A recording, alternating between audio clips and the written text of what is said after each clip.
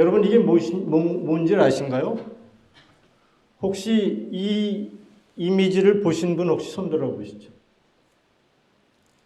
Fight Rose, 저기 보셨군요. 예. Die Rote, die Weiße Rote라고 하는 건데요. 2017년 3월 10일, 작년 3월 10일이 정확하게 박근혜 대통령이 헌법재판소에서 탄핵 심판을 받은 그날입니다. 그날 독일의 디 벨트라고 하는 아주 권위 있는 일간지에서 그 사건과 관련돼서 다음과 같은 보도를 했습니다. 내용은 뭐냐면 박근혜 대통령의 탄핵으로 이제 좌파 후보가 대통령이 될 확률이 거의 확실시되었다. 좌파 대통령이 당선된 후에 중국과 더불어 트럼프에 저항하게 될 것이고 사사건건 트럼프와 마찰을 빚게 될 것이다. 그리고 사드도 철회될 가능성도 있고 그렇게 되면 문재인 정부로부터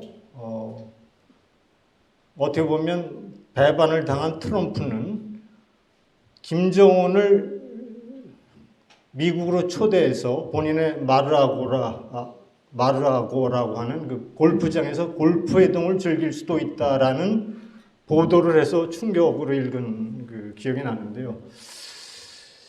그 이후에 여러분은 주로 유럽의 뉴스를 접한 기회를 많이 없고 미국 국내 뉴스를 접했겠지만 유럽에서 나오는 발언들이 굉장히 참 의미심장한 발언들을 많이 나온 걸 여러분이 소개해드리고 앞으로 이러한 상황들을 어떻게 대처해 나갈 것인가 하는 얘기를 좀 드리도록 하겠습니다. 이것은 백장미는 오른쪽에 장미 앞에 있는 그 남매인데요. 한스 숄 그리고 소피 숄이라고 하는 남매입니다. 이 남매는 1940년대 22살의 나이, 23살의 나이에 나치 정권에 저항하다가 처형된 그 남매인데 이 남매가 벌였던 운동이 백장미 운동입니다. 당시 전체주의 사회 속에서 나치 치하 속에서 젊은 동료들과 국민들을 향해서 이대로 있을 수 없습니다. 나치에 맞서 저항하지 않으면 안 됩니다 하는 그 호소문을 뿌리고 처형된 이 남매의 상징이 이제 백장미라고 하는데요.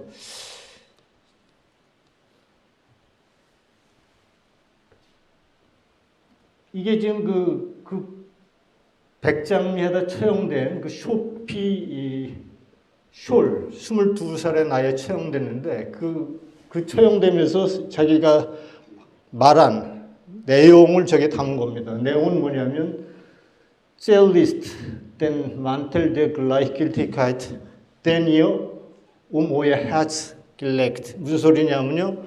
너의 가슴을, 너의 심장을 둘러싸고 있는 무관심의 외투를 찢어버려라 하는 내용입니다. 이 내용 자체가.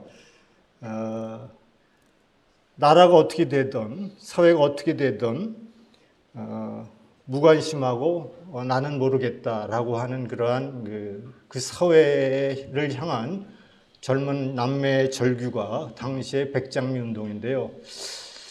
지금 대한민국의 상황이 여의치 않습니다. 국내적으로 상당히 안보가 위태로운 상황 속에 있는데 그런 의미에서 지금 진행되고 있는 대한민국의 이 정부의 여러 가지 내외치가 상당히 어렵습니다. 내치의 기조는 보수를 불태우자. 그 외치의 기조는 반중, 친중, 반미, 친북, 반일. 이 기조 속에서 내외치가 상당히 어려운 지경이 있습니다. 국내는 이제 각종 위원회가 구성돼서 보수 우파 세력을 밀어내고 있고요. 헌법 개헌안에는 자유라는 단어가 삭제되고 있습니다. 인공기를 불태운 사람이라든가 태극기 세력의 태극기 운동을 위해서 기부한 사람들이 수사 대상이 되고 있고 MBC, KBS는 물론 SBS조차도 좌파가 장악하고 있는 이러한 실정입니다. 전교조가 초등학교, 중고등학교를 교육을 지배하고 있고 민주노총이 기업은 물론 언론을 통제하고 정부와 코드를 맞추고 있습니다. 진리를 탐구하는 대학에서도 보수 우파의 가치를 말하면 안 되는 분위기죠. 이승만, 박정희를 거론하면 왕따로 몰리고 북한을 두둔하면 평화주의자, 북한을 비판하면 극우 색깔론자로 몰리는 것이 오늘날의 실상입니다. 한미동맹은 파기 직전이며 한일 관계는 최악의 상황입니다. 2018년 오늘 대한민국 사회가 민주주의로 위장된 전체주의로 빠져들고 있다는 이런 생각입니다. 이러한 위기 상황 속에서 대학 청년들 가운데 이렇게 싹트고 있는 청년들의 이 트루스 포럼, 이것이 바로 오늘날 대한민국을 한 줄기 횃불로, 한 줄기 빛으로, 희망의 빛으로 자리 잡고 있다는 것이 얼마나 감사한지 모릅니다. 이것이 1940년대 20대 초반의 어린 남매 한스 숄과 소피 숄이 전체 권력에 저항하면서 너희들의 심장에 들어오진 무관심의 외투를 찢어버려라 하는 이 외침이 오늘날 이 트루스 포럼을 통해서 우리 사회 젊은이들을 깨우는 그런 모임이 될 수 있기를 바라면서 오늘 이 자리에 오게 됐고 여러분의 이 운동이 역사적으로 어떻게 기록될지 기대가 크다고 하지 않을 수 없습니다. 대한민국은 어떻게 되죠? 지금 곡학아세, 학문이 진리를 탐구해야 되는 학문이 세상과 타협하고 나가 있고 곡언아세입니다. 언론이 권력의 비율을 맞추고 있고 정치권이 세상과 함께 놀아나고 있습니다. 곡법아세, 법치가 허물어지고 법 또한 이 시대에 정의를 구현하기보다 권력의 비를 맞추는 이런 상황을 전체적으로 보여준다 할 수 있겠습니다. 최근 문재인 정부의 외교 정책과 대북 정책, 통일 정책 어떻게 평가할까요? 몇 가지 유럽의 소식들 여러분에 소개해드리도록 하겠습니다. 김정은의 신역사는 독배. 이것은 프랑크푸르트 알게마인의 사이팅이라고 하는 독일의 일간지가 신년사를 놨을 때 이렇게 제목을 뽑았습니다. Kim's gibt es neue Jahresgeschenk. 김정은의 독이 든 신년 선물이라는 얘기죠. 이것은 비록 프랑크푸르트 알게마인 뿐만 아니라 디벨트 이런 데서도 동일한 제목을 뽑은 것을 말하고 있습니다. 김정은의 독이 든 메시지, 독일의 신년사. 그리고 분명히 독일의 언론들이 김정은의 신년사는 독배다, 마시지 않도록 하고 마실 경우에는 굉장히 위험에 처할 수 있다, 이렇게 경고를 하고 있었습니다. 하지만 오늘날의 그 상황이 상당히 독배를 든 그런 모습으로 진행되고 있다는 사실을 여러분과 함께 분명히 말씀드릴 수 있습니다. 이건 뭐죠? 제가 탈북자를 만나서 2018년도 북한의 달력을 입수해서 찍은 사진입니다. 2월 8일은 이게 색깔이 잘 안 나오는데 2월 8일은 평범한 날이고 4월 25일은 빨간색으로 공휴일로 표시되어 있습니다. 이것은 이번에 2008년에 2월 8일 날 계획하고 있는 평양에서의 그 군사 퍼레이드, 대규모의 군사 퍼레이드가 급조된 것을 말해주는 결정적인 증거라고 할 수 있습니다. 그러니까 이미 달력에는 표시되어 있지 않은, 달력에는 4월 25일을 건군일로 정해서 공휴일로 만들어낸 달력임에도 불구하고 2월 8일 날 대규모 열병식을, 건군절을 기념하는 군사 퍼레이드를 계획하고 있다는 것이 오늘날의 상황입니다. 자, 또 다른 거 한번 보실까요? 대 타게슈피게라는 잡지입니다. 킴스 빈터슈필러, 뭐냐면 김정은의 동계올림픽입니다. 북한이 대남 관계를 주도하고 있고 독재자 김정은, 독재자 딕타토하는 김정은, 독일의 언론은 대부분 김정일이나 김정은을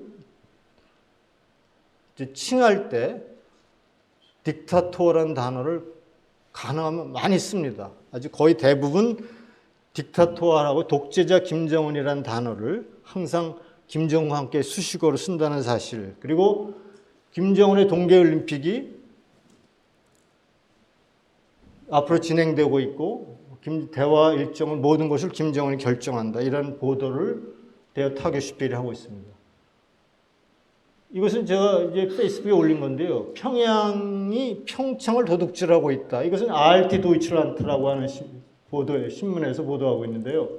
1월 18일자입니다. 북한이 평창올림픽을 평양발 행사로 만들고 있다. 평창을 도둑질하고 있다 하면서 쭉 2월 8일 행사, 그리고 앞으로 진행될 응원단, 관현악단, 이런 모습들을 쭉 설명하고 있습니다. 또 볼까요? 쥐도이체 짜이tung, 남부 독일에서 발행되는 쥐도이체 짜이퉁에서는 어떻게 되어 있냐면요. 단일팀 문제를 지적하고 있습니다. 단일팀 문제는 남북 아이스하키팀, 여자 아이스하키 단일팀 구성을 두고 독일에서 이제 보도하는 내용입니다. 첫째, 남한 아이스하키 선수들이 정치적 희생양이 되고 있다. 둘째, 남자 아이스하키 팀도 있는데 굳이 여자 아이스하키 팀만 단일팀을 강요하고 있다. 성적 차별이라는 얘기죠. 성적 불평등이다. 이렇게 보도하고 있습니다. 제가 왜 이런 말씀을 드리냐면 마치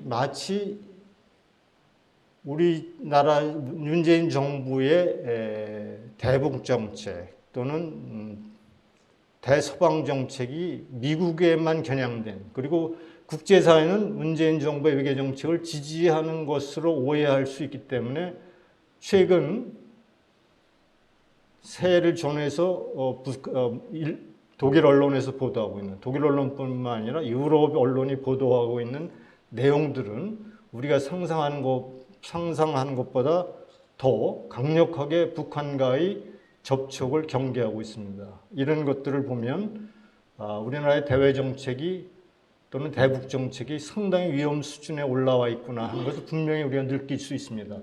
또 하나 볼까요? 이것은 역시 ART 도이칠란트죠.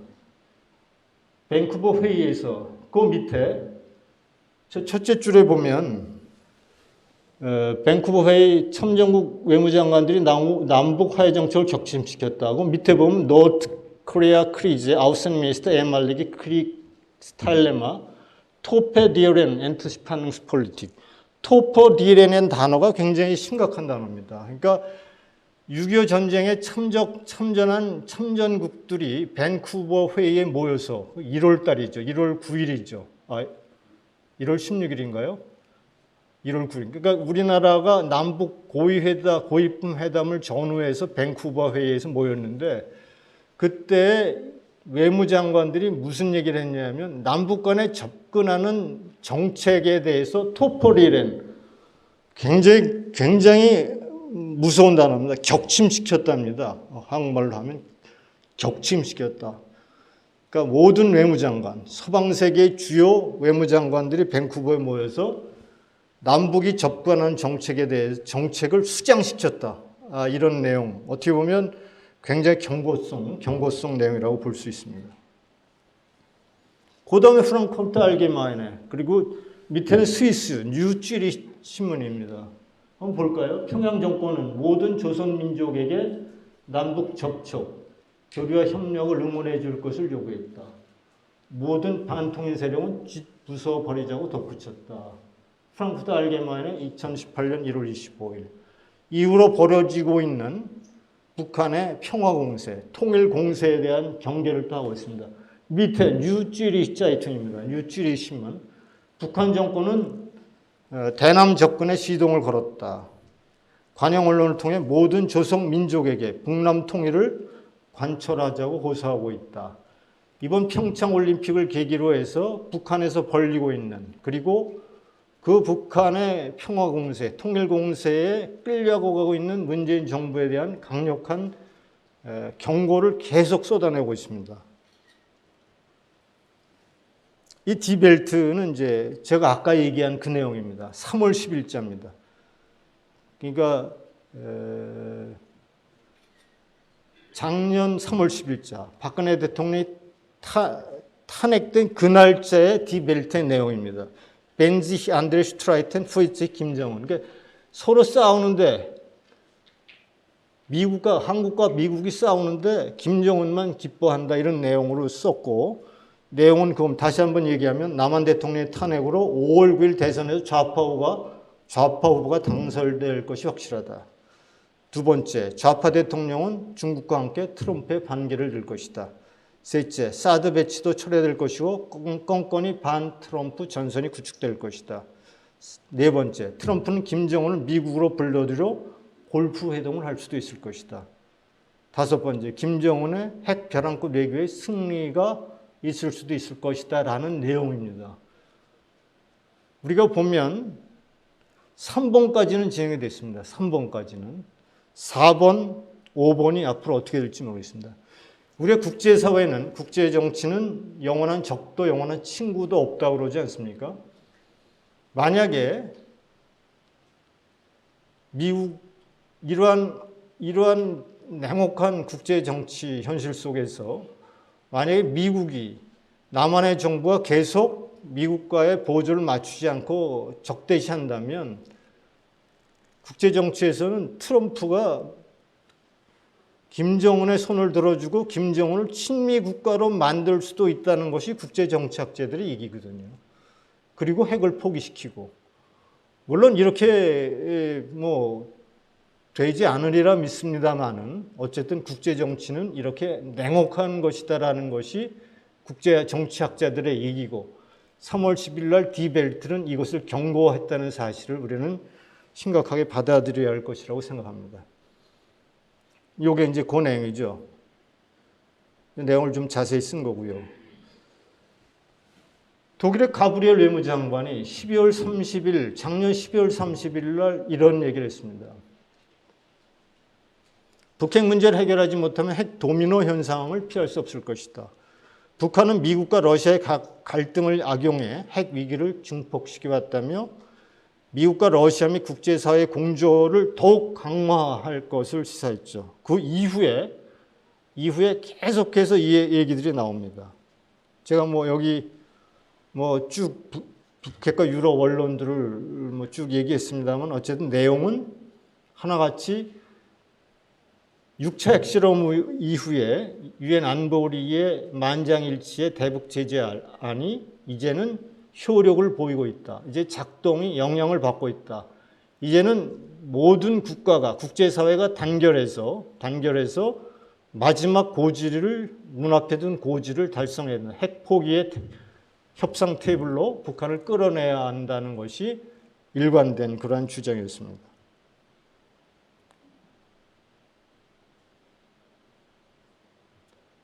주요국들이죠.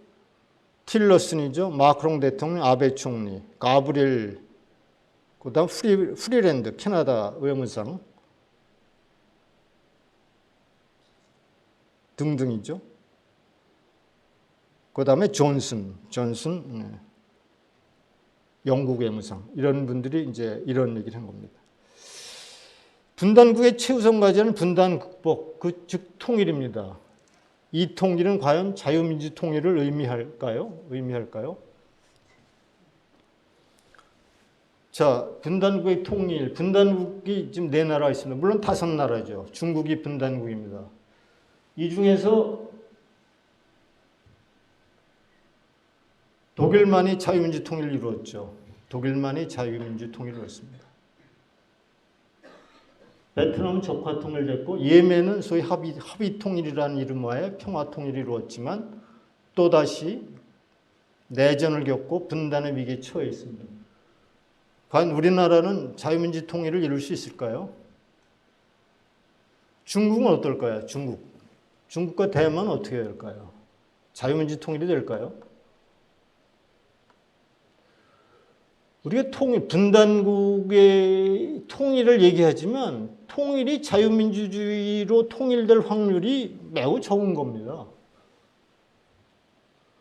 지금 우리나라 대통령은 연방제 통일을 공식적으로 선언하고 있지 않습니까? 분단국의 여러분들뿐만 아니라 모든 분단국 사람은 통일을 얘기하죠. 통일 교육도 하죠. 북한에도 통일 얘기합니다. 근데 그 통일이 자유민주 통일일까요?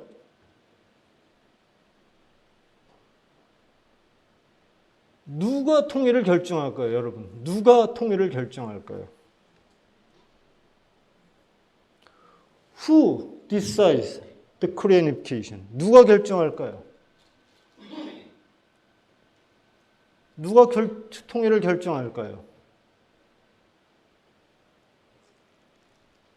여러분, 이념 전쟁의 승자가 결정하는 겁니다. 대한민국 지금 심각한 이념 전쟁에 빠져 있습니다. 하지만 좌파는 이것을 이념 전쟁으로 생각하고 있는데 우파는 이념 편향성 정도로 대처하고 있습니다. 여러분, 지난 총선에서 문재인 대통령 좌파 정권이 들어섬으로 해서 진행되고 있는 이념 전선을 여러분 보십시오. 대한민국의 통일이 자유민주 통일을 우리가 낙관적으로 얘기할 수 있을까요?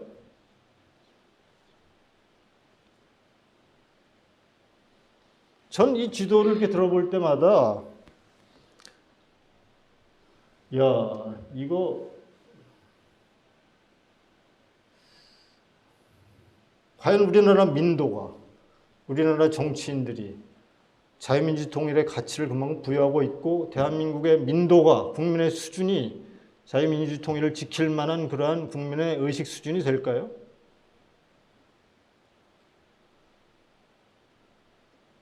그런 의미에서 이제부터 벌이는 이념 전쟁에 결코 소홀히 할 수 없다는 얘기를 말씀드릴 수밖에 없습니다.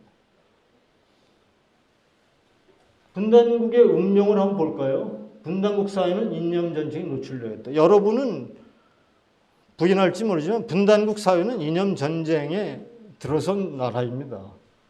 문제는 좌파는 이념 전쟁의 전사들입니다. 투사들. 우파는 뭐죠? 아마추어죠, 아마추어들. 판도라, 노무현 이야기, 택시 운전사, 변호사, 화려한 육아. 좌파들이 벌이고 있는 이념 전쟁의 모습들을 보십시오. 여기에 대처하고 있는 연평해전 국제시장, 게임이 안 됩니다. 분단국의 이념 전쟁은 대체로 좌파가 장악할 수밖에 없습니다. 좌파. 전부 뭐죠? 환경, 노동, 평등, 좌파, 평화. 정말 그럴듯한 단어를 선점해 가면서 이념 전선을 장악하고 있는 것입니다. 또 한번 볼까요? 건전한 사회는 진보 보수 양날개로 날아야 한다는 주장은 분단국에게는 뭐죠? 독이죠. 궤변이죠. 저건 좌파들의 주장입니다. 승리하기 위해서. 예를 들어 볼까요? 더민주당의 지난 총선입니다. 더민주당이 후보를 철회해서 통진당원 2명이 무소속으로 울산에서 당선됐어요. 누구죠? 김종은, 윤종호입니다. 이들이 지금 정의당을 만들었죠. 북한을 두둔하면 뭐가 되죠? 평화주의자. 북한을 비판하면 극우 색깔론자. 분단국 대한민국의 이념 전선의 현 상황이 이렇다는 얘기입니다. 이념은 본질적으로 조종이나 타협의 대상이 아니죠. 대립과 갈등의 대상입니다. 극복의 대상입니다. 이념적으로 타협하라고 하는 것은 가치관도 철학도 없는 동물과 같은 삶을 살라는 것이고 불교와 기독교를 같이 믿으라는 주장과 같습니다. 늘 좌파들은 건전한 사회는 좌우의 날개로 날아야 한다고 얘기하죠. 그거는 정상적인 나라에서는 그렇게 해야 합니다. 그런데 분단국에서는 아니죠. 분단국에서는 이념전쟁을 이겨야 통일을 우리의 통일로 만들 수 있습니다. 보십시오. 지난 대선에서 이념전쟁에서 패한 우리의 모습을 보십시오.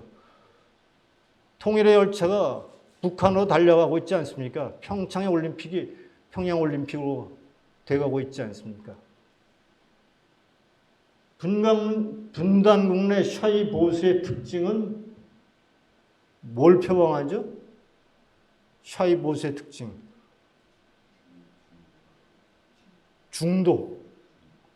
중도와 실용을 표현합니다. 중도와 실용. 이론이 질 수밖에 없죠. 샤이 보수를 우리 이혜성 군자가 보면서 야, 샤이 보수를 깨는 친구가 하나 있구만. 전부 말 못하고 앉아있는데 젊은 청년이 나타나서 소신 있게 자기의 발언을 해가는데 정말 이제 박수를 보낼 수밖에 없는 거죠. 전부 샤이 보수죠. 실용이라고 얘기합니다. 실용이라고. 여러분 이명박 대통령 때 여러분 천안함 폭침에 연평도 도발을 맞았어요. 그런데 뭐 했죠? 실용을 얘기했죠. 실용. 광우병에 그렇게 이념전선 광우병 파동으로 그렇게 당하고서도 사실은 좀 이념전쟁을 포기했던 그 시작이 오늘날 결과로 나타나는 거 아니겠습니까?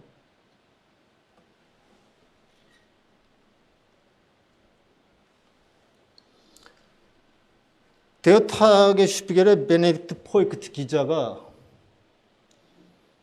이런 내용을 한번 보도를 했어요. 중국의 민주주의는 북한의 민주주의하고 같고 닮아가고 있다. 결국은 중국의 민주주의에 북한의 민주주의가 동화될 것 같은 생각이 든다. 민주주의가. 그래서 중국에서는 중국을 서한국, 북한이 아니고 남한이 아니고 서한국이라고 불리는 사람들도 있다. 제가 이걸 보면서 헌법 개정 특위가 헌법에서 자유를 삭제하고 헌법 4조를 자유를 없애버리는 것을 보면서 민주주의로 동화돼 가고 있구나. 여러분 조선민주주의 인민공화국 아닌가요? 조선민주주의 인민공화국. 동독은 뭐죠? 독일 민주주의 공화국입니다. 독일 민주주의 공화국이 동독입니다. 자유가 빠진 민주주의는 다 한 통 속이죠. 이것을 버젓이 대한민국에서 지금 진행되고 있는 현상이라고 볼 수 있습니다. 앙겔라 메르켈 총리가 뭐라고 그랬죠? 인권은 가만히 앉아 보호할 수 없고 자유는 자정적으로 지킬 수 없으며 민주주의는 구호만으로 수호할 수 없다. 헬무트 콜 총리 얘기 한번 볼까요?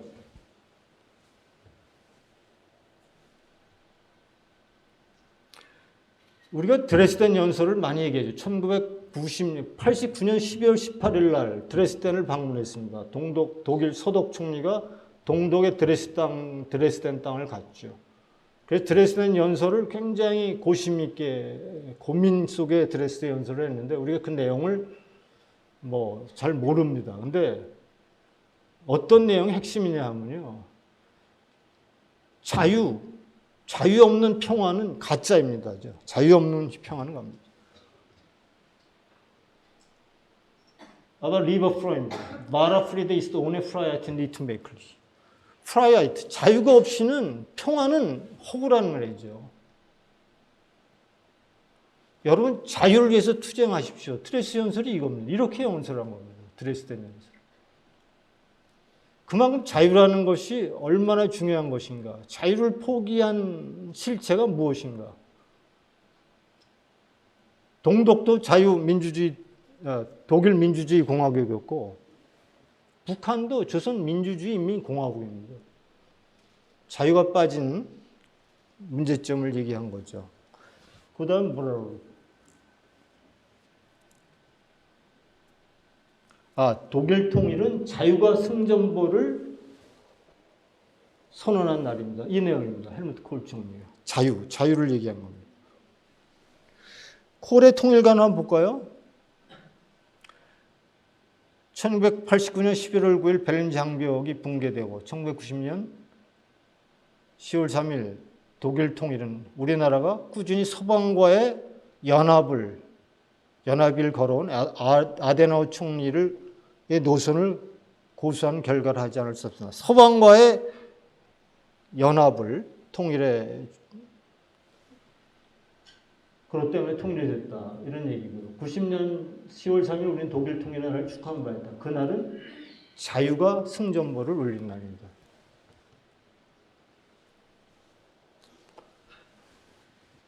콜의 대미관입니다. 미국과의 우회 파트너십은 독일 통일의 근간입니다. 우리 독일 민족은 통일의 선물이 주어졌을 때 비로소 미국의 힘과 의미를 깨닫게 되었습니다. 동유럽 사회주권의 극적인 개혁과 변화의 바람이 몰아치고 베를린 장벽이 붕괴되는 순간 미국 친구와 같은 적극적인 지원과 도움을 우리에게 줬던 날은 없었습니다. 대미관입니다. 콜의 대미관. 또 옆에 볼까요? 이게 또 재밌는 겁니다. 최근에 조사한 겁니다. 최근에 프랑크푸르트 알게마인의 자이퉁이군요. 독일의 88%는 미국을 가장 중요한 군사 파트너로 선호하고 있다. 최근까지도.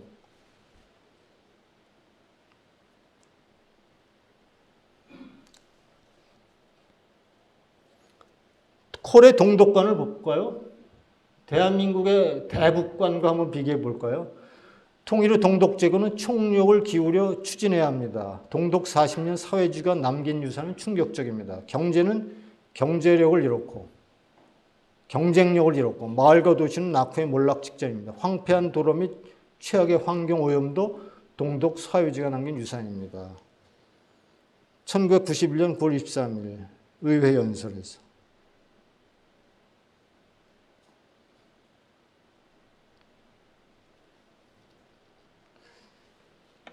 문재인 정부 출범 후 이념전쟁이 본격화하고 있습니다. 과연 이념전쟁의 승자는 누구일까요? 여러분 누굽니까? 문정인 특보의 얘기를 볼까요? 김정은 예측 가능한 인물, 비함정 리더는 아니다. 한민동맹 깨져도 전쟁은 안 된다. 박 대통령이 통일의 등맥을 끊었다. 김정남 피살 비난할 처지가 아니다. 트럼프 북핵 원심은 무기 파는 것. 한미동맹 깨지면 중국에 붙으면 된다. 임종석 이불변 응만변 변하지 않는 한 마음으로 변하는 생을 헤쳐나간다. 호치민의 행동원칙 정치 철학. 추미애 중국식 토지제로가 바람직하다. 이해찬 문재인 보수는 괴멸시켜야. 문재인 북한 붕괴 반대 흑수통일 반대. 나는 월남의 공산을보 희열을 느꼈다. 기한특위 자문위원회 전국 헌법사주에서 자유를 삭제했다. 도정환 문화부 장관, 문화체육부 장관. 평창올림픽에 남북이 공동 입장할 경우 한반도기를 들게 될 것이다. 2002년 부산 아시안게임, 2000년 대구 유니버시에도 남과 북이 한반도기를 들고 입장했다. 여러분 2002년도와 2003년도 그리고 2018년도의 상황이 동일합니까? 2006년 9월 북한이 1차 핵실험하고 6차 핵실험까지 했습니다. 그 사이에 100번 이상의 미사일을 발사했습니다. 지난 10년 동안.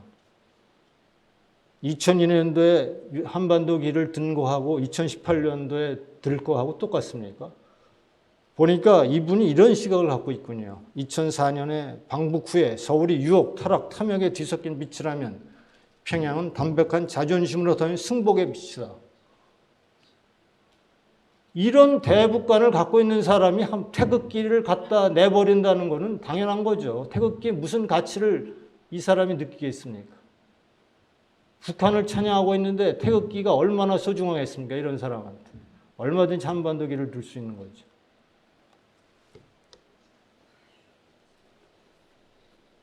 현성원이 왜 왔을까요? 남남 갈등을 부추기기 위해서.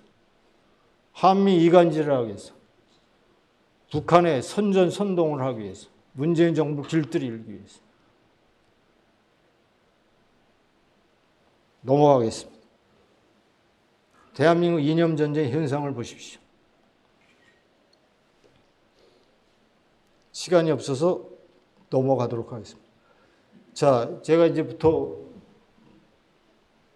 통일 방안 자유민주 통일, 조카 통일입니다. 통합 통일 프레임입니다. 통합 통일. 이것은 이제 대화 교류 협력을 통해서 마치 이런 얘기입니다. 정치적으로 남과 북은 오랫동안 불신에 쌓여있기 때문에 정치적 민감한 부분은 우선 제껴두고 스포츠, 문화, 경제, 비정치적 분야부터 교류를 협력을 활성화하다 보면 신뢰도도 생기고 그 신뢰도가 쌓여서 정치적 통합을 쉽게 이뤄 나갈 수 있다. 이런 얘기입니다. 이것이 소위 기능주의죠. 기능주의. 비정치 통합을 열심히 하다 보면 정치 통합까지 나아갈 수 있다. 대화 통해서 남북 교류 협력을 통해서 통일. 점지적 통일론자들은 대화를 굉장히 많이 얘기합니다. 대화. 근데 여러분, 대화는 말이죠. 대화도 못하고 여야 대화도 못하고 여여 대화도 못하고 야야 대화도 못하는 것이 한국의 현실입니다. 여러분 국회 선진화법이 왜 생겼고 바른정당이 왜 생겼고 국민의 정당이 왜 생겼습니까? 대화를 그렇게 잘하는데 아니 그렇게 대화를 부르짖으면서도 국내에선 대화, 여야 영수회담을 하면요. 영수회담 끝난 한 시간부터 서로 딴소리를 내고 있는 게 우리나라의 정치의 현실인데 그걸 비롯하면 대화를 해서 교류협력을 낳아서 통일을 이룬대요.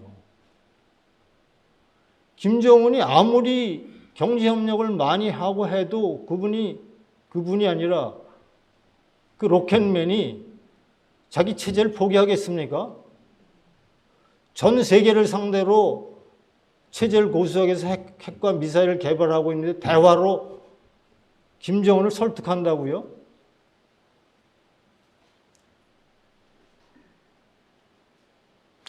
대화, 교류협력, 점진적 통일론자들이 그런 얘기를 하는데요. 이거는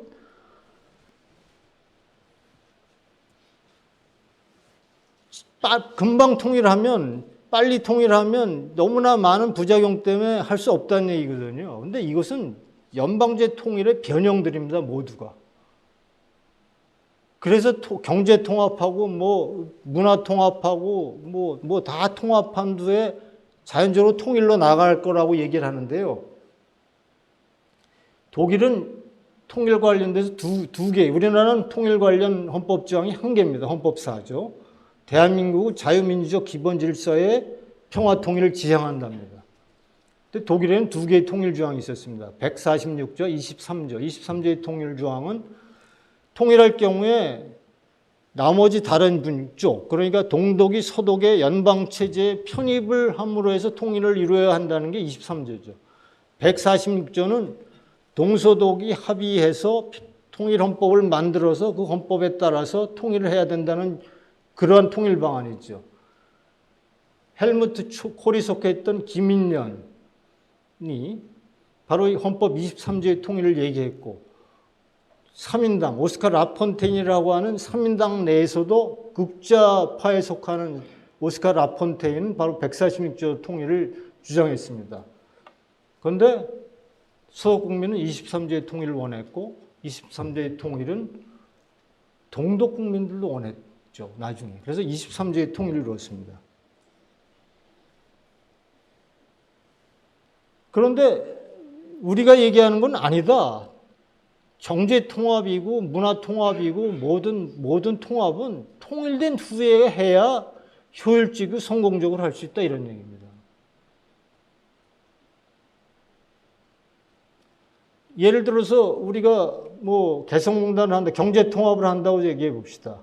아니면 스포츠 행사를 한다고 생각해 봅시다. 북한과 함께 여러분 북한과 함께 만들어가는 스포츠 행사를 보십시오. 얼마나 왜곡되어 있는지.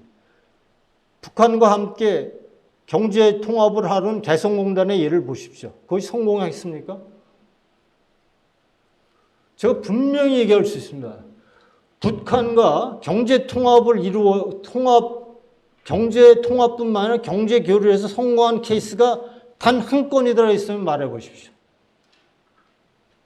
여기선 뭐 수출, 뭐 장사하는 건 빼놓은 겁니다. 그러니까 뭐 조이트 벤처라든가 직접 투자라든가 소위 이러한 통합의 개념 속에서 북한과 경제 통합을 통해서 경제 교류를 통해서 성공한 케이스가 하나라도 있으면 말해 보십시오. 북한과 경제 통합을 가장 먼저 추진했던 현대 아산의 정몽원 회장은 어떻게 됐습니까? 죽었습니다. 1970년대 많은 제1교포 상공인들이 북한과 경협을 했어요. 그래서 제1교포 상공인들이 북한에 가서 투자하고 뭐 100건 이상의 조인트 벤처가 만들어지고 70년대 그렇게 활성화됐었는데 성공한 게 한 개도 없어요. 다 쫓겨나고 제1교포 상공인들이 투자했던 공장의 그것들은 다 고철덩어리로 다 중국에 팔아버린 게 대북 경협의 실체입니다. 여러분, 경협을 누가 잘하죠? 대한민국의 삼성전자하고 북한의 전자회사하고 합해서 성공하려면 어떻게 돼야죠? 그냥 북한의 전자회사 삼성전자에 처분만 맡기면 됩니다. 그럼 성공합니다. 그런데 북한의 전자회사가 일일이 경영에 참석하고 이래라 저래라 하는 순간 그거는 깨지는 겁니다.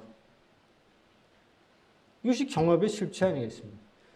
바로 통일 후에, 통일은 뭡니까? 통일된 후에 정말 시장경제의 달인들, 경쟁력의 우수한 인력들, 최고의 경영진들, 이런 사람들이 경제 통합을 하고 이런 사람들이 모든 분야에서 나서야 그것이 성공한 경제 통합이 되지 않겠습니까?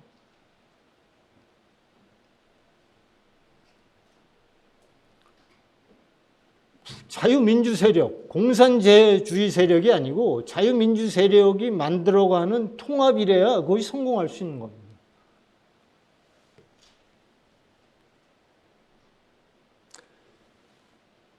통합 통일의 주장에 대해서 민감한 정치 문제는 뒤로 미루고 문화, 스포츠, 경제, 비정치적 교류 협력을 심화해 상호 신뢰를 쌓으면 자유롭게 정치적 통일도 가능하다. 이 내용에 대해서 스웨덴의 체제 전환을 전공을 한 경제학자 에슬런트는 이렇게 얘기했습니다.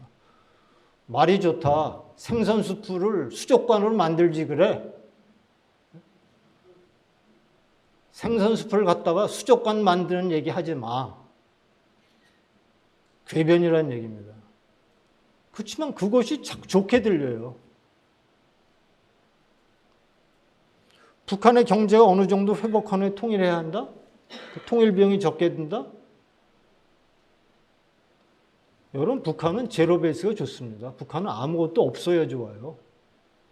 북한은 어느 정도 경제적으로 올린다는 얘기가 뭘까요, 여러분?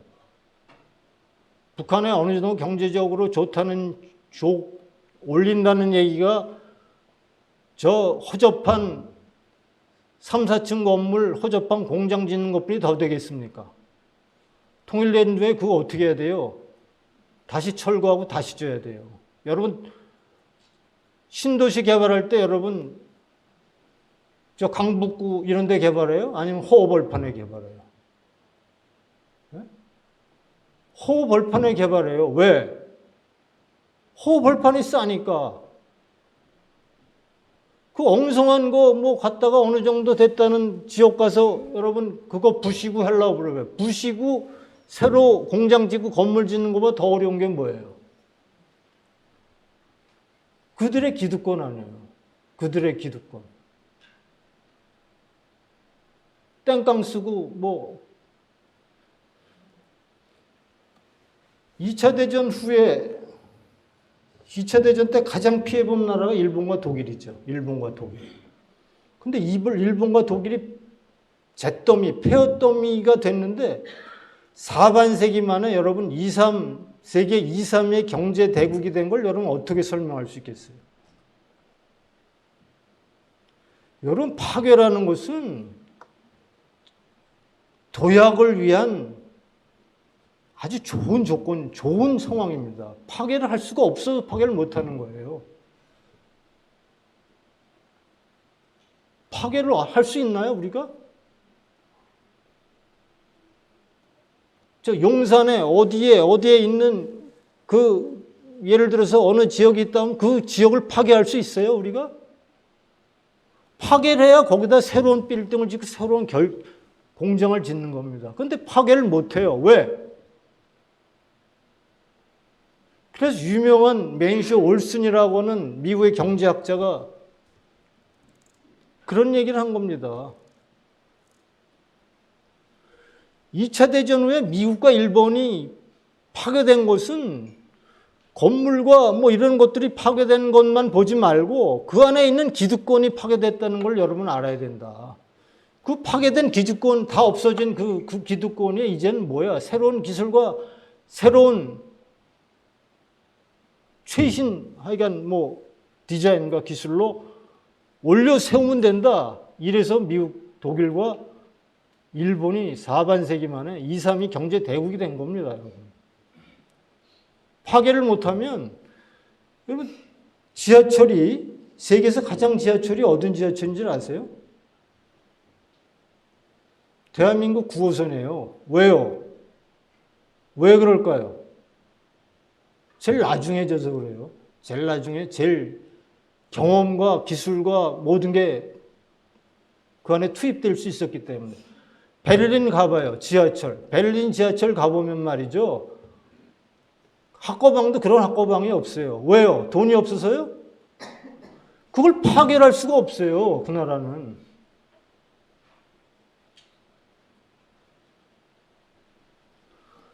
그 베를린 중앙에 가면 티어가르텐이라고 있는데 거기에 이 도로를 놔야 되는데 나무 잘라진다고 도로를 못 놔요. 그러니까 거기다 지하로 이제 도로를 놓고 왔는데 돈이 몇 배가 더 들어요.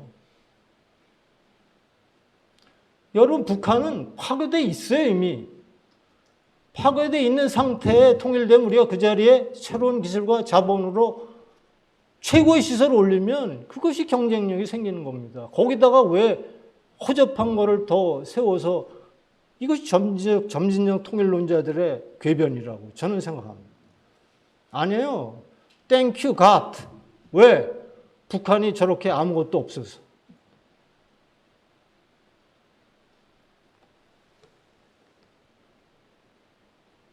독일은 흡수 통일 비용이 과다하게 들었다? 베를린 장벽이 사라진 자리 머릿속 장벽이 세워졌다. 이 두 가지 질문을 여러분 머릿속에 두고 독일 통일을 한번 얘기해 보죠. 독일 통일에 대해서 한참 얘기하다가 독일 통일이 요새 얘기 안 해요. 왜 안 할까요? 혹시 왜 안 하는지 생각해 본 사람. 독일 통일에 대해서. 독일 통일이 통일병이 많이 들고 이질감이 많이 생기고 동속 간의 갈등이 많이 돼서 마치 실패한 정책처럼 막 떠들고 통일비용이 과다하고 했다가 그래서 통일비용 독일 통일 얘기 안 해요. 왜 그럴까요?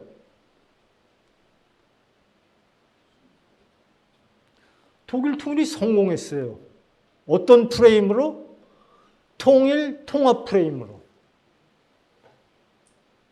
통일의 프레임을 밀어붙이는 자들이 독일 통일을 얘기를 못해요. 왜? 너무나 성공을 거뒀기 때문에. 독일 통일은 분명히 얘기해주고 있습니다. 통일 후에 통합을 가야 성공할 수 있다고 얘기해 주는데 통합 후에 통일을 가야 된다고 얘기하는 소위 연방제 통일, 점진적 통일론자들은 독일 통일을 얘기할 수 없죠. 그저 독일 통일은 흡수 통일이다. 서로 싸우고 이질감이 많다. 이렇게 해서 끝나는 겁니다. 독일 통일 한번 볼까요? 시간이 없어 빨리빨리 좀 그래프로 한번 보죠. 독일 통일은 뭐죠? 베를린 장벽을 뚫고 트라반트라고는 동독의 차가 베를린 장벽을 뚫고 나온 겁니다. 뭐죠? 허접한 동독 경제가 잘 사는 서방으로 진출하라는 것이 독일 통일입니다.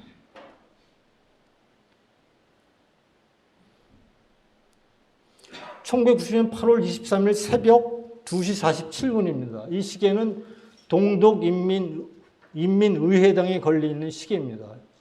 바로 이 시간 새벽 2시 47분에 1990년 8월 23일 날 동독인민의회가 뭐를 결정을 했죠? 23조.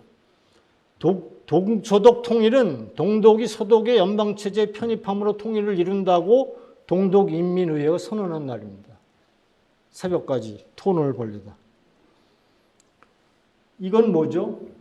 여러분, 독일 통일을 부정적으로 얘기하는 사람은 베를린 장벽이 없어진 자리에 머릿속 장벽이 생겼다고 얘기합니다. 동서독 갈등이 그렇게 많다고 얘기합니다. 근데 이 사진을 한번 볼까요? 제일 위쪽이 로타 드메지아 동독 마지막 총리입니다. 동독 마지막 총리. 동서 통합, 통일 협상을 추진해 동서 통일을 이루은 인물이죠. 후에 김인년에서 활동했던 메르켈 총리죠. 메르켈 총리. 함부르크에서 태어났고 태어난 해에 동독으로 이주했던, 그때는 이제 이주한 이유가 여러 가지 있습니다만 어쨌든 동독 사람이죠. 만프레드 슈톨페. 메르켈 총리는 총리고 수상이고, 만프레드 슈톨페는 여태 동독 사람이죠. 브란덴부르크 주 총리를 하다가 연방 통일부 장관, 교통부 장관 한 사람입니다. 교통부 장관. 볼프강 티에르제. 동독 출신이죠. 통일 후 8년 동안 연방 하원 의장을 했습니다. 요하임 가우크, 독일 대통령이죠. 지난 대통령입니다. 동독 출신이죠. 마리엔네 베틀러, 소위 말해서 고위직입니다. 슈타지 문서관리청장을 하고 있습니다. 동독인입니다. 여러분, 머릿속 장벽 얘기할 처지입니까? 영원한 갈등이 우리나라 영원한 갈등이 동서독 갈등보다 더 심한 거 아닙니까? 이 정도면. 전부 독일 통일을 왜곡하고 독일 통일을 진실을 안 가리키고. 왜죠? 통합, 통일 프레임이기 때문에 그렇습니다. 이거는 이제 1990년도 독일의 데어 슈피겔이라고 하는 유명한 잡지가 있죠. 시사 저널. 여기서 쭉 이제 독일 통일을 얘기하면서 여러 가지 독일 통일에 반대하는 얘기를 많이, 물론 정치적이죠. 독일은 강한 나라 되고 하나한 나라가 되면 주변국을 침공해왔다. 그렇기 때문에 독일은 영원히 분단시켜야 된다. 이렇게 주장해왔지만 그때 슈피겔에서 이런 보도를 썼어요.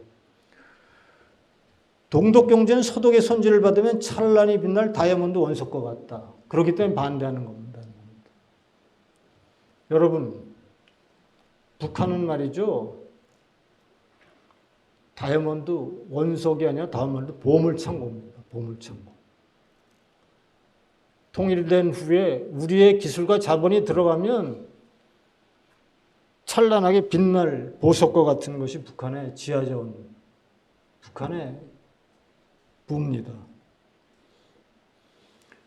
통일 비용 얘기하는 사람들, 독일 비용이 뭐 2조 유로, 2,500조 이렇게 얘기하다가 독일에선 통일 비용 얘기하는 사람이 없어요. 한 가지만 얘기 들어볼까요? 1991년도에 이제 주요 국가 내 임금 지수를 비교한 겁니다. 경쟁력을 가미한 임금 지수를 비교했습니다. 91년도에 여러분 독일은 뭡니까? 노조 운동이 굉장히 심하죠. 독일의 임금이 상당히 높죠. 전 세계에서 1위에 놓는데 1991년도에 임금 지수가 독일이 1위입니다. 다 1위죠, 다. 네 나라가. 이탈리아, 영국, 스페인, 프랑스, 미국 다 1에서 출발했어요. 1에서. 그런데 계속 임금 지수가 계속 내려가요. 어느 나라가? 저머니만. 그래갖고 0.7로 떨어져요. 2013년이 되면. 다른 나라들은 뭐죠? 다 1이 넘어가요. 1이 넘어가. 통일비용 얘기할 수 있습니까? 통일비용? 여러분 지금 독일의 경제가 독일의 GDP가 유럽 GDP 전체 유럽 GDP 40% 차 40%. 통일비용 얘기할 처지가 아니죠. 독일 서독은 통일 당시에 서독은 소위 경제를 측량하는 측량의 지표가 하나 있었는데 실업자 200만이었어요. 통일 전에. 근데 실업자 200만이 넘어가면 서독 경제가 위험했다. 통일 분단에 그렇게 통일 전에 그렇게 생각을 했었거든요. 지표가. 근데 통일 직전에 서독의 실업자 수가 300만이었습니다. 경제적으로 굉장히 어려운 상황이었죠. 통일한 후에 통일 특수라는 게 생겨나는데 공장 가동률이 100%가 넘어가죠. 100%가 넘어가는 게 아니라 풀 가동을 해도 모자라는 겁니다. 통일 비용이요? 통일 비용 얘기하는 사람이 없어요. 떠들다가. 우리나라 통일 비용 얘기하죠. 또 한 가지 예를 들어볼까요? 통일 경제 성장률 한번 보죠. 독일이 우리나라 경제 규모의 3배 정도 돼요. 근데 경제 성장률 한번 보세요. 통일 이후에. 저 규모의 큰 나라의 규모의 경제가 2%, 3%, 4%의 경제 성장을 지속적으로 이루어왔거든요. 통일 후에. 통일된 다음에 통일 비용 때문에 나라가 망해요?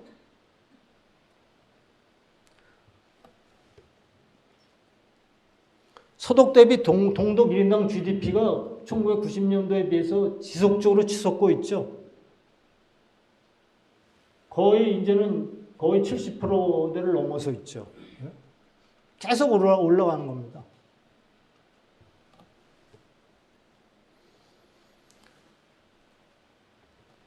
한참 통일 비용 얘기할 때 동독뿐만 아니라 많은 경제학자들이 통일 비용 얘기하는 사람들하고 한판 붙었어요. 너희들 계속 그렇게 통일 비용 갖고 까불래? 그러면서 제시한 게 이겁니다. 통일 후에 동서독 간의 인적 교류가 많았는데 플러스 마이너스 해보니까 동독에서 서독으로 넘어간 인구가 200만이 많은 겁니다. 200만. 근데 200만의 인구가 동독에 다 청년 인재들이에요. 전부 청년. 그러니까 그 경제학자들이 그러는 거예요. 동독에 인재 200만 명이 가서 뭐 했어? 서독 가서 놀았어? 그러면서 제시한 겁니다. 동독에 200만이 와서 공장에 들어가고 말이죠. 동독에서 부가가치 만들어내고 그 다음에 세금 많이 내고 이런 겁니다. 그래서 그것이 혜택으로 돌아갔다. 이런 얘기를 이제 여기서 통일 비용 같은 소리 하나 이런 얘기입니다.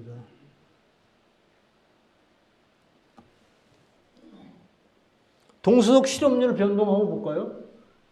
오스트도이칠란트 동독이고요. 도이칠란트가 동서독 전체 실업률입니다. 밑에 웨스트도이칠란트가 서독의 실업률이죠. 어떻게 있죠? 통일한 이후에?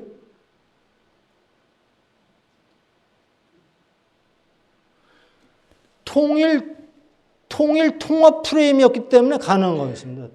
통일 통합 프레임이기 때문에. 보세요. 지금 실업률이 얼마나 양호한가. 전체를 한번 볼까요? EU 실업률 한번 보세요. 그리스가 21%, 유럽 평균이 7.6%입니다. 독일이 뭐죠? 맨 밑에 4%가 안 됩니다. 통일했는데. 그렇게 통일 비용을 많이 들고 그렇게 서로 이질감이 많고 했다는데 지금 보시죠. 여러분, 메르켈이 통일 전에 독일이 서독이라는 나라가 얼마나 힘이 없었냐면요. 서독의 총리가 서베를린을 가는데 루프트한자를 못 타고 갔어요. 페넴이나 에어프랑스나 브리티시 에어웨이를 타고 갈 수밖에 없었어요. 왜? 그들이 승전국 연합군이니까. 그리고 그것도 손님 자격으로 갔어요. 그 정도로 힘이 없는 나라였어요. 그런데 뭐죠? 그리스가 복지 포퓰리즘에 빠져서 빚도 안 갚고 맨날 돈 달라고 그러니까 정면화되고 야단치는 겁니다. 통일 전엔 상상도 할 수 없는 일을 지금. 푸틴 까불지 마는 겁니다. 실제로 우크라이나 크림반도 점령했을 때 독일이 주도하여 지금 대러시아 경제 제재를 가하고 있어요. 아직까지도. 그 선두에서 누가 지휘하고 있죠? 메르켈 총리가 지휘하고 있는 겁니다.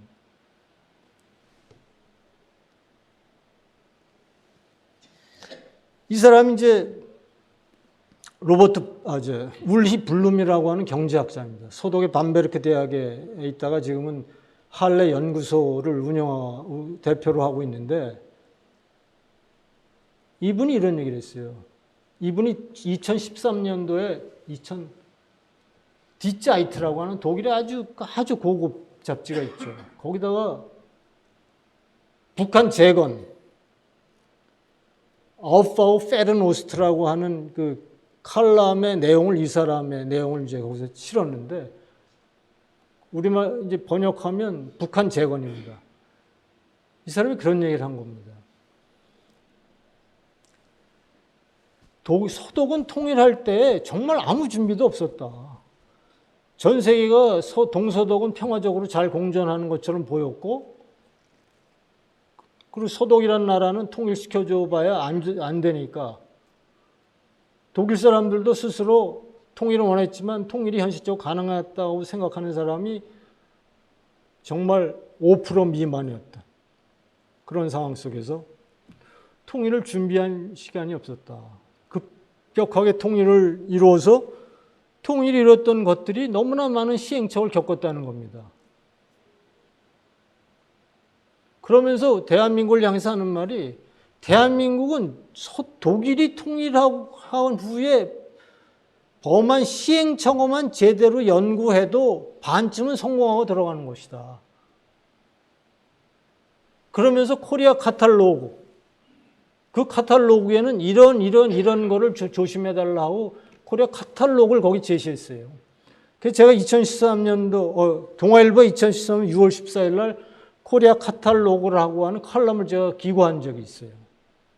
거기에 중요한 얘기들을 쓴 겁니다. 이런 걸 좀 하지 말아라. 그러면 서독이 범한 거에 중요한 것들은 피해갈 수 있다. 이런 얘기입니다. 그래서 제가 한반도 통일은 독일보다 낫다. 한반도 통일 독일보다 낫다. 여러분 한반도 통일 독일보다 쉽다. 한번 쳐보시면 제가 여기저기에 그 내용을 기고한 것들을 볼 수 있을 겁니다. 지금 7시 반까지로 돼 있는데 지금 시간이 좀 지났습니다. 내용이 많지만 여기서 끝나도록 하겠습니다. 네. 아, 그래요? 즉 코리아 카탈로그 내용을 좀 소개하죠. 제가 여러분이 오늘 보게 될 책 여기에 제가 이렇게 썼습니다. 뒤에 이제 이렇게 썼는데 내용이 뭐냐면요. 통일은 맨 뒤입니다. 맨 뒤에. 통일은 히말라야 천여봉을 등반하는 것 같다. 이 히말라야에 세 팀이 도전을 했다. 서독팀, 베트남팀, 예멘팀. 그런데 베트남팀, 예멘팀은 다 삼천포로 빠졌다. 서독만이 그 정상을 정복할 수 있었다. 그런데 정복하는 과정에서 너무나 많은 피해를 당했다. 그러니까 인명피해도 있었고, 막 그 크레바스에 사람이 빠지기도 하고, 태풍이 불어서 폭풍우 때문에 막 텐트가 잊어버리고 날아가기도 하고 엄청난 희생을 치렀다. 네 번째 등반팀이 오를 차례다. 한국팀이다. 그 한국팀의 등반 대원들이 독일이 간 루트는 피하자고 얘기한다. 과연 그 말이 맞을까? 아니다. 독일이 간 루트를 가야 어디에 크레바스가 있고 어디에 폭풍우가 불고 어디를 피해야 되고 어디에 텐트를 쳐야 되고 이것을 알 거 아니냐. 딴 루트를 개척한다고? 바로 그것이 코리아 카탈로그의 내용입니다. 그러면서 독일 통일의 후에 독일이 택했던 가장 중요한 것 중에 하나가 동독 재산을, 그러니까 이렇게 얘기하면 쉽죠. 우리가 지금 3만 1,000명 정도의 탈북자가 있는데요.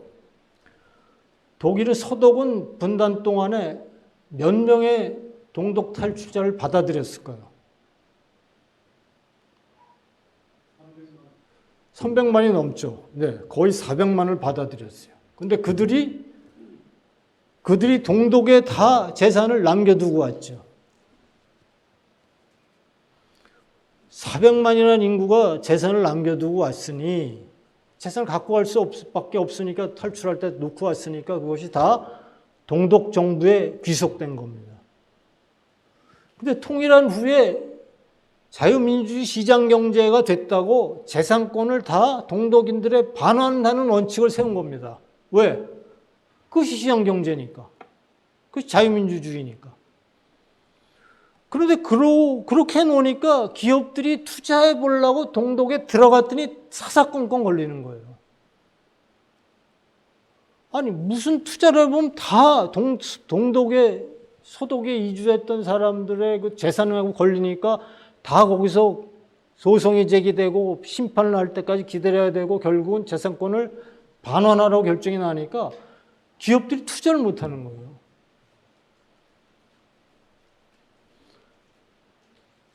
그러니까 이분이 얘기하는 겁니다. 재산권 반환의 원칙은 투자 우선권으로 해서 원칙을 보다는 재산권을 보상해라. 보상을 원칙으로 삼아라. 이렇게 권유하는 겁니다. 또 하나는 인프라 촉진법입니다. 이제 독일이 이제 보니까 소독이 완전히 통일된 후에 소독이 완전히 소비 시장이에요. 완전히 하나의 시장이 성공되니까 여기서 생산된 걸 갖다 팔기만 하면 되는 거예요. 팔기만. 거기서 뭐 공장 세워서 이런 생각들을 안 하는 겁니다. 왜? 여기서 갖다 팔면 되니까. 그렇게 하면 안 된다. 공장을 거기다 세우고 인프라를 거기다 깔아야 된다. 기업들을. 그렇게 권고를 하는 겁니다. 그 다음에 예를 들어서 이런 겁니다. 사회보장은 우리나라는 뭐 독일은 굉장히 뭐 잘 돼 있으니까. 여러분 아까 통일비용에 2조 유로가 들어갔다고 그랬는데 2조 유로 중에 3분의 2가 동독 사람들의 호주머니로 들어간 거 아세요? 그 실패한 거죠. 그럼에도 불구하고 27년 만에 독일은 정확히 얘기해서 뭐 거의 20년, 통일 20년 만에 거의 모든 후유증을 극복하고 우뚝 섰는데요. 뭐에도 불구하고 2조 유로 중에서 2,500조 원 중에서 3분의 2가 동독 사람이 호주머니로 들어갔음에도 불구하고 이게 통일과 통합의 힘입니다. 우리에게 그걸 경고하는 겁니다. 복지는 거기서 가장 중요한 복지는 북한에게 일자리를 주는 것이다. 투자를 해서 그들에게 일자리를 만들어주는 게 가장 중요한 복지다. 이런 내용들을 쭉 쓴 겁니다. 이렇게. 하여간 독일 통일은 정말 우리에게, 여러분 왜 독일 통일을 기적이라고 그러죠? 왜 기적일까요? 이미 세계대전을 2번이나 일으켰고 물론 1월 27일 그저께가 홀로코스트 추념일입니다. 홀로코스트. 그러니까 너무나 인류에 대한 범죄가 컸기 때문에 독일은 영원히 분단되는 것이 기정사실화 됐던 거죠. 그래서 우리가 통일되기 전에, 독일이 통일되기 전에 석 달 전에 한국을 찾은 독일의 여러 정치인들이 독일 통일에 대해서 물어보면 정말 그야말로 콧방귀도 안 꼈죠. 한반도 통일된 후에나 생각해 볼 문제다. 전혀 독일 통일에 대해서 생각도 안 해요, 생각도. 그런데 통일이 왔거든요. 그 기적이에요, 기적. 근데 통일 그렇게 해서 정말 급작스럽게 통일을 했는데 통일 20년 만에 완전히 모든 통일의 부작용을 극복하고 우뚝 섰네요. 두 가지 기적입니다. 두 가지 기적. 이게 크리스찬이라는 말이죠. 일반인의 기적이지만 크리스찬들의 역사관에서는 이것은 하나님의 섭리예요. 섭리. 아니 이런 기적과 같은 일이 그럼 이 기적과 같은 일이 왜 일어났어요? 왜? 대한민국이 독일보다 더 중요했기 때문에. 우리는 급작스러운 통일을 해서 통일을 감당할 능력이 없으니까 모범답안 하나 보여준 거 아니에요? 모범답안 하나 딱. 그 모범답안 보고 통일을 제대로 해라. 통일에 갈 길에 가다가 길이 막히고 어려우면 독일 통일을 한번 돌아봐라. 거기서 답을 찾아라. 이런 역사의 주관자의 섭리가 아니겠어요? 어떻게 설명할 수 있어요, 이것을? 이런 기적과 같은 일을 어떻게 설명할 수 있어요? 우리보다 먼저 독일의 통일을 시켜준 이유가 뭐예요?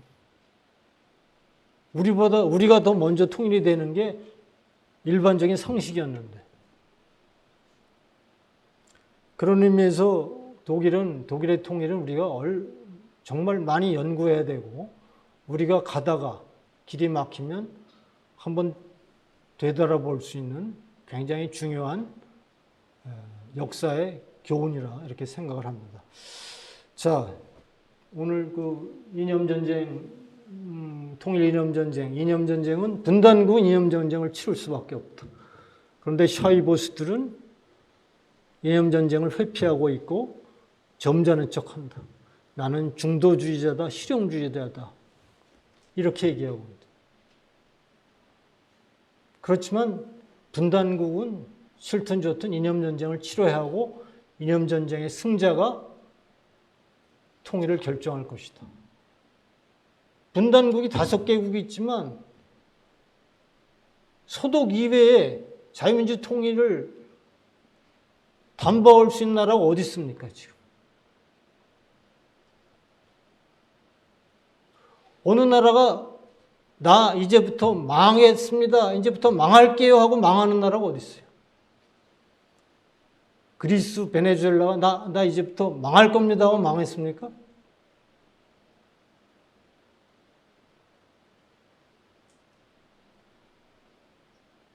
국민의 수준, 우리 지도자.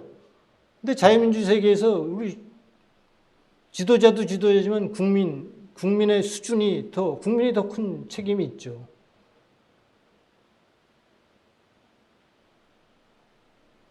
이념전쟁을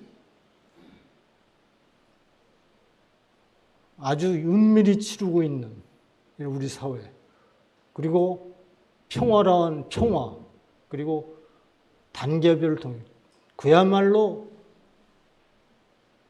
대화를 통해서, 교류협력을 통해서 통일로 나아가야 한다는 그러한 입에 발린, 정말 바보 같은 사람들은 그 말을 듣고 혹 넘어갈 만한 그러한 통일의 주장으로 국민을 호도하고 있고, 그러한 방안에 대해서 스웨덴의 에슬란드 학자는 생선 수프 갖다 놓고 수족관 만들려 하면 똑같은 것이라고 비판하는 그런 것. 독일 통일을 왜 여기 얘기하지 않을까요? 통일이 아니었기 때문에, 통일 통합이었기 때문에 이런 교훈들을 이번 시간에 함께 살펴봤습니다. 예, 감사합니다.